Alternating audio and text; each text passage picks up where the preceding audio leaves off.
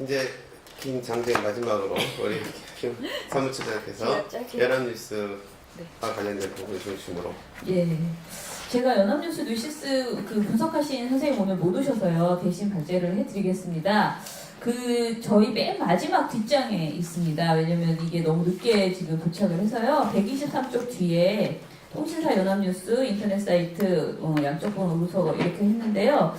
이게 이제 저희가 4월 3일부터 해서 5월 5일까지 5번, 그러니까 5주간의 방송을 월요일부터 금요일까지, 방송이 아니죠. 월요일부터 금요일까지 연합뉴스 뉴시스 홈페이지에 있는 정치면과 대선면에 있는 모든 기사를 모니터해서 양쪽 분석을 했습니다. 그 결과를 보여드리면요. 이쪽에 보시면, 그러니까 맨 뒤에 있는 거에 이쪽을 보시면 그냥 대선 관련 비율이, 대선 보도 관련 비율이 꽤 높았다. 이 기간 안에 정치면과 대선면에서 모두 제법 높았다. 특히 대선면은 당연히 굉장히 그러니까 78.9%가 대선 관련 보도였고요. 비대선면에서도 21.1% 연합뉴스는 대선 관련 보도였고, 그리고 뉴시스도 25.2%가 대선 관련 보도였습니다. 두 뉴스 통신사 모두 스트레이트 기사가 절대적으로 많았다. 그래서 97%가 연합뉴스고, 뉴시스는 97.6%가 스트레이트 기사였다. 이렇게 볼 수 있고요. 제가 보기에 의미 있다고 생각하는 거 위주로만 표를 이제 말씀드리겠습니다. 4쪽에 보시면요, 저희가 정보원과 취재원을 분석을 해봤습니다. 그 결과 제일 많았던 게 연합뉴스부터 말씀드리면 국회 정당 정치인의 비중이 69.5%였습니다. 뉴시스도 마찬가지로 가장 높았던 게 77.8%를 차지한 국회 정당 정치인이었고요. 지금 선거 시기이기 때문에 유난히 정치인 관련된 내용이 아무래도 많았겠죠. 그리고 이제 두 번째는 조금씩 차이가 있는데요. 연합뉴스 같은 경우에는 두 번째가 86건을 기록한 타 매체를 인용한 보도가 많았습니다. 그리고 뉴시스 같은 경우에는 97건을 기록한 중앙지방행정기관, 이게 두 번째로 양이 많았습니다. 그 다음에 매체별로 보면 그냥 연합뉴스의 세 번째 가장 많았던 것은 여론조사 보도였습니다. 70건이 여론조사를 인용하는 그런 보도였고요. 여론조사와 공약집 등 자료를 인용한 보도였고요. 그 다음에 네 번째로 많았던 게 국내 공공기관, 단체, 학계 등 관련된 내용이 연합뉴스에서 39건으로 3.5%를 차지했습니다. 그리고 중앙지방행정기관 관련된 거는 뉴시스에서는 2위, 그러니까 두 번째 정도 차지했지만 연합에서는 5번째 정도의 비중을 차지했습니다. 뉴시스에서는 아까 첫 번째가 국회정당, 그 다음에 두 번째가 중앙지방행정기관인데 세 번째로 많은 비중을 차지한 게 타 매체였고요. 네 번째가 여론조사 관련된 3건이 있었습니다. 조금 이 두 양사 중에서 차이가 있는 것은 시민사회단체 관련 보도가 뉴시스에서는 지금 5번째로 비교적 그래도 많이 보도를 한 건데 39건 보도를 했습니다. 지금 시민사회단체 관련된 보도도 굉장히 적다고 보시면 되고요. 지금 제가 말씀드린 이 5가지 건수, 그러니까 1위부터 5위까지의 내용 이외에는 거의 지극히 적은 그런 보도를 했고, 특히 1인 미디어 등을 인용한 보도는 연합뉴스는 한 건도 없었고요. 그리고 뉴시스 같은 경우에 4건이 있었습니다. 그래서 대부분이 아무래도 국회 정당 정치인을 따라다니는 보도에 그쳤다, 이렇게 보시면 될 것 같고요. 그렇다면 국회 정당 정치인 관련된 보도를 했을 때 어느 정당을 가장 많이 했을까? 그것을 보면 6쪽에 보시면요, 더불어민주당 관련된 게 연합뉴스만 먼저 보시면 26.9%가 더불어민주당, 그 다음에 국민의당이 23.9%, 자유한국당이 18.5%, 이렇게 바른정당 15.5%가 나왔고요. 정의당은 매우 적어서 9.0% 정도 나왔습니다. 이런 추세는 뉴시스도 거의 비슷하고요. 그런데 뉴시스 관련해서는 자유한국당이 비교적 높은 편이었어요. 퍼센트가. 아무래도 연합뉴스보다는 조금 높았는데요. 25.5%가 더불어민주당, 22.9%가 국민의당, 그리고 21.6%가 자유한국당, 이렇게 차이가 납니다. 그리고 이제 취재원에 저희가 실명이냐 익명이냐 이것을 또 열심히 체크를 해봤는데, 실명 보도가 사실은 많아야 되잖아요. 근데 이제 실명 보도가 아주 적진 않았습니다.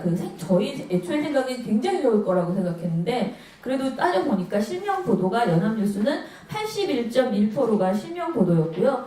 뉴시스는 89%가 실명 보도였습니다. 그리고 이제 익명과 실명 같이 혼용하거나, 그러니까 아예 그런 내용이 이제 뭐라 그러죠? 취재원이 아예 없는 경우도 꽤 있었습니다. 그런데 제가 보기에 이제 익명인 경우는 이런 식입니다. 밑에 사례를 보시면 7쪽에 선거대책위원회 핵심 관계자, 선대위 관계자, 전문가, 군의 한 전문가, 중앙선거관리위원회 관계자, 이런 식의 정부 당국자, 일부 외신, 이런 식으로 익명을 처리하는 사례가 있었습니다. 취재 방법을 보시면요. 저희가 취재 방법을 정말 여러 번 왔다 갔다 하다가 결국은 5차에만 제대로 한번 체크를 하게 됐습니다. 그 이유는 직접 취재 이외에 간접 취재 방식을 이렇게 했다 저렇게 했다 하면서 혼선을 빚었는데요. 결론은 직접 취재가 굉장히 적다라는 것이었습니다. 아마 이것은 저희가 연합하고 뉴시스만 이렇게 해봤지만 다른 매체들도 신문 방송 해봐도 다 비슷하게 나올 것 같습니다. 근데 직접 취재 비율이 연합뉴스는 12%고요. 뉴시스는 10.6% 나왔습니다. 그리고 간접 취재가 이제 굉장히 많게 나오는데 그 밑에 브리핑과 기자회견, 보도자료, 이것도 사실상 제가 보기에는 간접 취재에 들어가는데 그러면 이거는 출처가 보도자료를 보고 했다 뭐 이런 식의 내용들이 이제 정확하게 보일 때 이렇게 나눴습니다. 그래서 브리핑과 기자회견 보도가 30.8%, 27.8% 이렇게 나오고 전반적으로 보면 직접 취재 비중이 굉장히 낮다라는 것을 보실 수 있습니다. 정당별 기사 논조 제목의 논조를 저희가 또 분석했고 그리고 제목의 논조만 먼저 분석한 걸 보면 10쪽에 보시면 되는데요. 저희가 이것을 신문, 방송 양쪽 분석한 것처럼 플러스 1점, 마이너스 1점, 부정, 긍정 이렇게 했을 때 그렇게 따져보면은 연합뉴스하고 뉴시스는 비교적 중립이 굉장히 많다라고 볼 수 있습니다. 신문 방송보다는 이게 5주간에 걸친 내용인 것 치고는 그렇게 많은 양은 아니에요. 그렇지만은 더불어민주당에서 불리한 관련 보도가 많았던 것은 그 경향성은 마찬가지였다 이렇게 저희가 봤습니다. 기본적으로 보시면 3차만 한번 보시면요. 플러스 마이너스 했을 때 더불어민주당은 마이너스 13점, 국민의당은 플러스 8점이 됩니다. 4차의 경우에는 더불어민주당은 마이너스 8점, 국민의당은 0점이 되고요. 그러니까 두 개가 3건 똑같았고 5차에는 더불어민주당이 마이너스 13점, 그리고 국민의당은 플러스 1점이 됩니다. 점수 차이가 신문방송에 비해서 많지는 않지만 여전히 더불어민주당 관련해서는 불리한 기사가 더 많았다 이렇게 보시면 되고요. 이거는 제가 말씀드린 건 연합뉴스였고 뉴시스는 조금 더 편차가 많이 났습니다. 그래서 3차 모니터 기간에는 더불어민주당은 마이너스 40점 그리고 4차에는 마이너스 14점 5차에는 마이너스 26점까지 가고요. 국민의당은 거기에 비해서 마이너스 39점, 마이너스 11점, 마이너스 6점 이렇게 나왔습니다. 저희가 보기에 이 기간이 지나갈수록 그러니까 4차, 5차가 될수록 마이너스의 비중이 더 높아지는 경향이 있었다 이렇게 나오는데 그것은 아무래도 선거가 좀 더 이렇게 치열해지면서 부정적 논조의 제목들이 더 많이 나왔다 이렇게 볼 수 있고요. 연합뉴스, 뉴시스 모두에서 11쪽에 보시면 밑에 쪽에 보시면 모두에서 문재인 후보 및 더불어민주당에 대한 부정적 논조의 기사가 제목 건수와 모두 비중이 높게 나왔는데 그 원인에 대해서 지지율과 당선 가능성이 가장 높은 것으로 예측되는 후보에 대해서 경쟁 정당의 후보자와 관계자가 집중 공격을 위한 주장과 발언을 했고 그 내용을 직접 인용해서 제목으로 뽑아내는 그런 기사가 많았기 때문으로 볼 수 있다. 그리고 두 번째 원인은 자극적이고 선정적인 발언의 일부를 직접 인용하여서 확인 검증의 단계를 거치지 않을 때 그대로 제목을 뽑아내는 그러니까 마찬가지로 여기서도 따옴표 보도의 제목들이 굉장히 많았다. 이런 평가를 했습니다. 그리고 12쪽에 보시면요. 저희가 기사의 주제를 그러니까 어떤 내용을 보도했는지를 또 살펴봤는데요. 연합뉴스부터 보시면 제일 많이 나온 게 지금 292건을 아니군요. 갈등 및 대결 구도 강조한 것이 281건으로 제일 많이 나왔고요. 그러니까 이게 25%였습니다. 정책 및 공약이 네네 정책 및 공약이 1번 25.9% 거의 비슷해서 제가 두 번째가 갈등이나 대결 구조를 강조한 것이 연합뉴스에서 많았고요. 그리고 세 번째가 판세 분석 및 선거 결과 예측 이렇게 나왔습니다. 보시면은 사실 제가 이거를 이렇게 나누는 게 의미가 있느냐 왜냐면 흥미 유발형 가십이나 이벤트 및 스케치나 이 대부분이 다 비슷비슷하게 굉장히 가벼운 내용이었고요. 그 대신에 저희가 제일 많이 나왔으면 좋겠다고 생각하는 시민사회 운동이나 여론을 소개하는, 그러니까 이것은 지지율을 소개하는 것이 아니고 시민의 목소리를 담는 이런 보도들은 많지 않았다 이렇게 보시면 될 것 같습니다. 그리고 이제 여론조사 관련된 보도의 경우에, 여론조사 결과를 소개하는 보도의 경우에 그렇게 높은 퍼센트로는 나오지 않지만 사실 거의 모든 여론조사를 다 보도했다, 나오는 대로 결과가 나오는 대로 보도했다 이렇게 보시면 될 것 같습니다. 뉴시스도 크게 차이는 없는데 갈등이나 대결 구조를 강조하는 보도가 첫 번째로 많았고, 두 번째가 정책 및 공약 소개, 그리고 세 번째가 판세 분석, 이렇게 거의 비슷한 흐름을 보였습니다.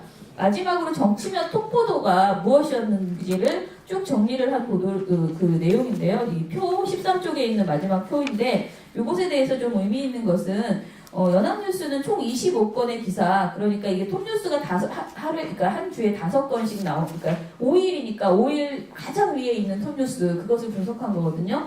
그런데 25건의 기사 중에서 연합뉴스는 모두 대선 관련 기사가 톱뉴스였던 것에 비해서 뉴시스의 경우에는 이 중에서 북한 관련 기사가 8건이 포함되어 있었다. 그리고 대선 관련 기사에서도 안보 이슈를 전면에 내세우는 경향이 강했으며 5차 분석 기간에는 보수 표심을 자극하는 기사도 두드러졌다. 그래서 특히 뉴시스가 이번 그 대선 관련 보도에서 안보 관련 이슈를 핵심 쟁점으로 부상시킨 것이 아닌가, 이런 분석이 나왔습니다. 예, 마치겠습니다. 예. 선거는 제가 생각하기에는 주권자인 이권자가 참여하는 사실 민주주의 축제라고 할 수 있다, 이런 얘기를 할 수 있는데, 그 이유는 뭐냐면 결국은 그때를 통해서 여론을 형성하는 주권자들이 뭘 원하는가, 이게 사실 선거 기간 동안에 반영이 돼야 되는 거거든요.